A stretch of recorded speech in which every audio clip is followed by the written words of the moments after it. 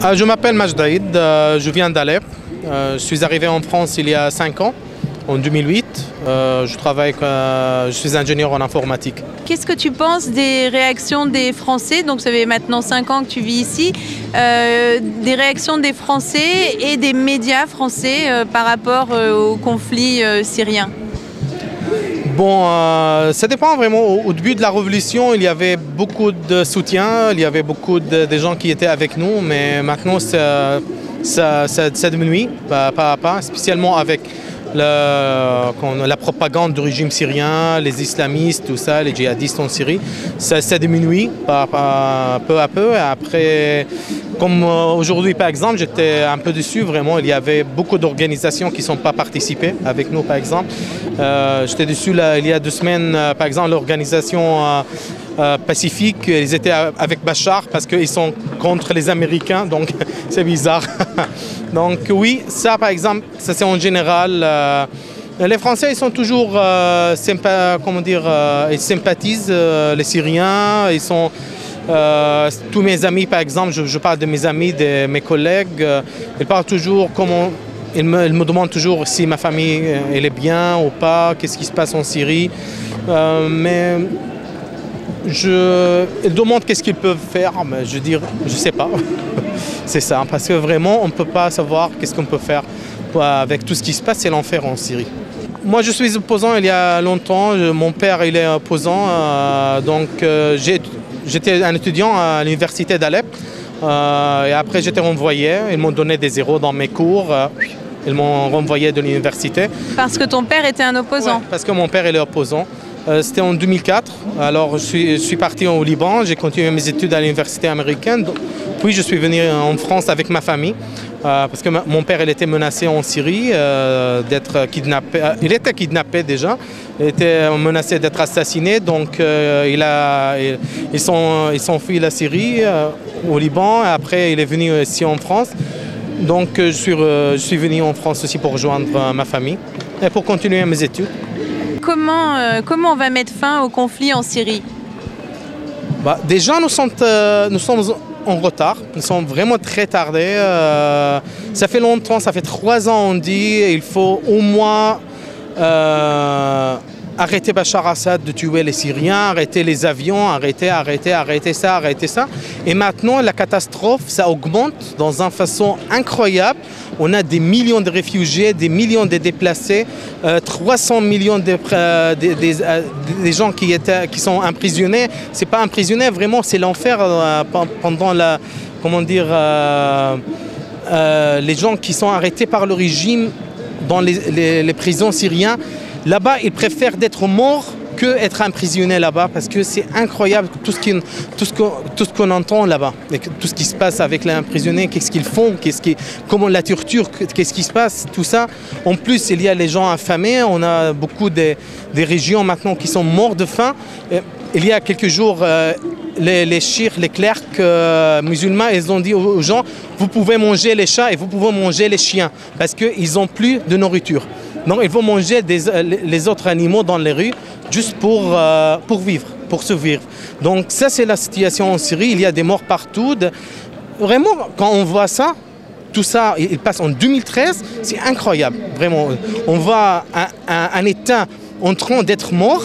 La Syrie, elle sera morte, vraiment. Le pays, il sera mort bientôt. Et tous les gens, ils regardent, tout le monde, il regarde parce que les intérêts, ils les arrêtent de dire non, d'arrêter Bachar Assad. Quand on a vu, par exemple, ce qu'on appelle le Hollywoodish move des États-Unis pour envoyer les bateaux, tout ça, on va bombarder Bachar, le régime syrien. Il a donné l'outil de crime. Mais qu'est-ce qui se passe avec les autres et les autres gens? Alors, les gens qui sont morts, ça va, pas de problème. C'est étonnant, vraiment c'est étonnant. Aujourd'hui, donc, tu as le sentiment que les Syriens ne peuvent compter que sur eux-mêmes, en fait. Oui, exactement, sur eux-mêmes. Et ça fait 2 ans, ils disent, il y a ce slogan, Ya Allah malna ghayrak ya Allah, c'est-à-dire, au Dieu, on n'a que toi, que vous, le Dieu. Parce que vraiment, personne ne s'en fiche après, tout le monde après. C'est que il n'y avait même pas une résolution aux Nations Unies, une résolution sérieuse. Il n'y avait même pas ça. quand les États-Unis et la France, ils ont décidé d'intervenir, par exemple, tous les gens ils disaient « Oh non, nous sommes contre ça, on ne veut pas comme l'Irak ». Mais ce n'est pas l'Irak là-bas. Ce n'est pas l'Irak. Il y a une situation totalement différente. Il y a une situation vraiment grave là-bas. Il faut aider les gens, il faut arrêter Bachar Assad. Mais maintenant, on voit beaucoup d'anti-impérialisme, les gauchistes, tout ça, ils sont pro-Bachar parce qu'ils sont anti-américains. Mais ce n'est pas logique ça.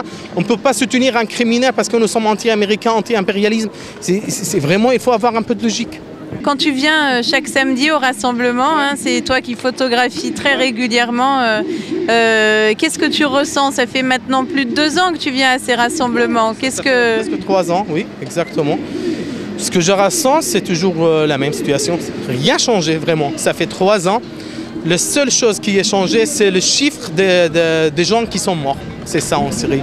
On a commencé avec quelques personnes la première semaine. Maintenant, on est arrivé à 150 000 personnes tuées, des millions de réfugiés, millions de déplacés, 3 villes détruites. Moi, je viens d'Alep. Ma ville d'Alep, 70% détruite. La ville, c'est ça. C'est ce qui est différent.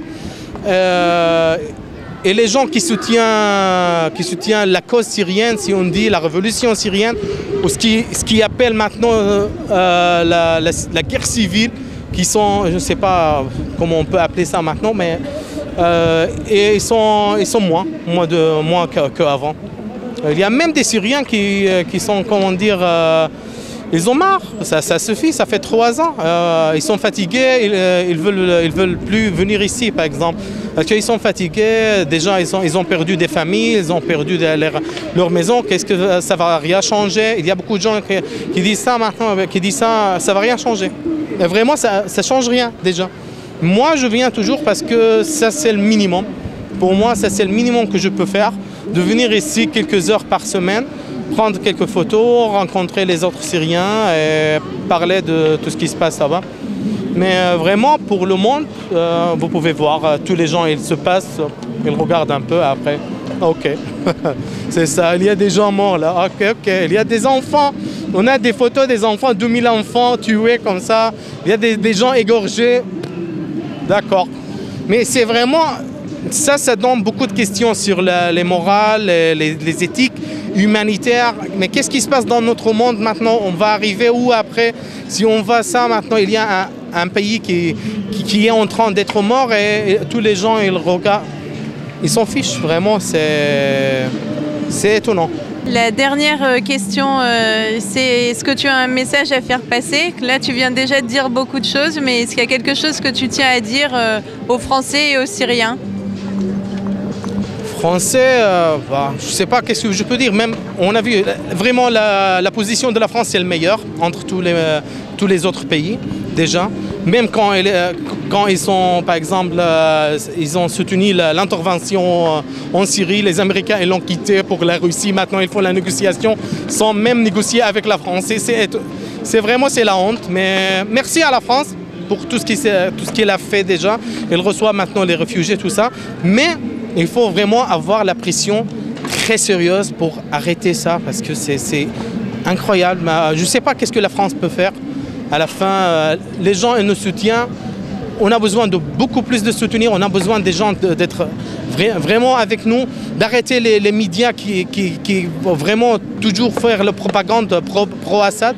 Par exemple, il y a 2 mois ou 3 mois, la Libération, ils ont publié une photo d'un djihadiste d'Afghanistan qui a été pris en 2009 sur 2 pages.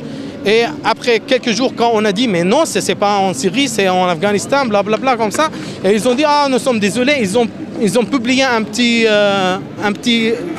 excuse comme ça, ouais. « Ah, nous sommes désolés ».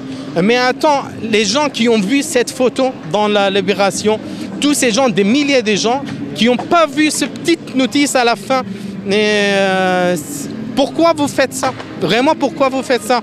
Pourquoi vous soutenez Bachar Assad?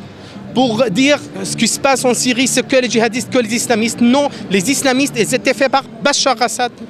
Tout ça, ce qu'on voit maintenant, le pays des islams, de l'Irak, de la Syrie, mais ça, c'est pas de même pas dans notre culture, notre tradition. Moi, je viens d'Alep, la ville la plus traditionnelle en Syrie. On n'a pas ça. On a cet islam traditionnel de soufisme, de chant. Vous pouvez, par exemple, le lundi, il y aura Al-Kindi, ensemble Al-Kindi, qui vont chanter les chansons d'Alep.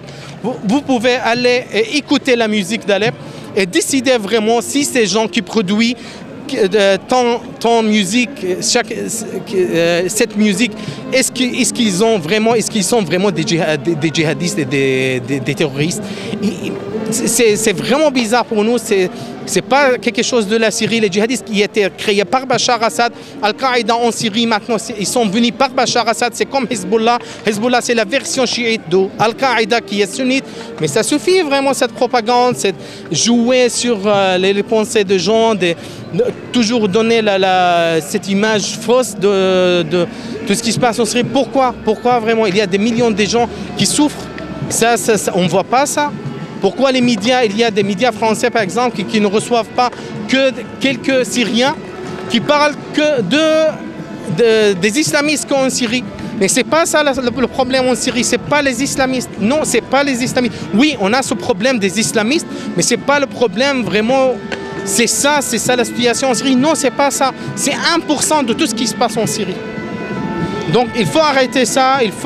Comment, je sais pas. Moi, je suis vraiment comment dire en anglais, helpless. Je ne sais plus qu'est-ce qu'on peut faire.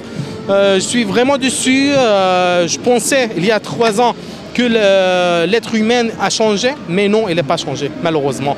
Quand on voit Bachar Assad, il gaze 2000 personnes, ça ne change pas de milliers de Juifs qui étaient gazés par Hitler.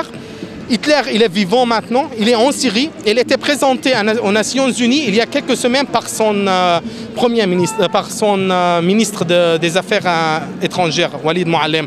Il était aux Nations Unies quelques jours, il a parlé, il a présenté le régime syrien. C'est la honte pour les Nations Unies, c'est la honte pour tous ces pays qui soutiennent ce régime. Vraiment, je ne sais pas ce que je peux dire vraiment, plus que ça.